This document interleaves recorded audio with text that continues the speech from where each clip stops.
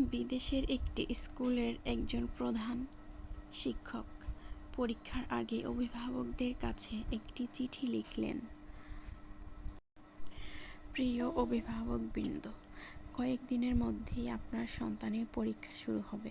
আমি জানি আপনারা খুব আশা করেছেন যে আপনাদের ছেলে মেয়েরা পরীক্ষায় খুব ভালো রেজাল্ট করবে।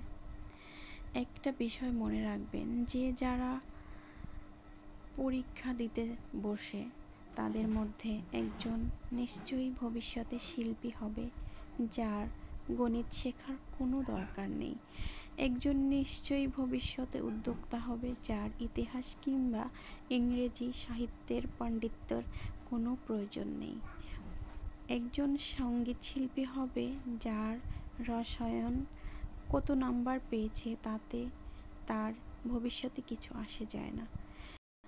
একজন খেলোয়াড় হবে, তার শারীরিক দক্ষতা পদার্থবিজ্ঞানের থেকে বেশি জরুরি।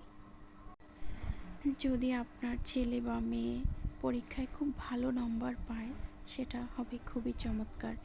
কিন্তু যদি না পায়, তাহলে প্লিজ তাদের নিজেদের উপর বিশ্বাস কিংবা সম্মানটুকু কেড়ে নেবেন না।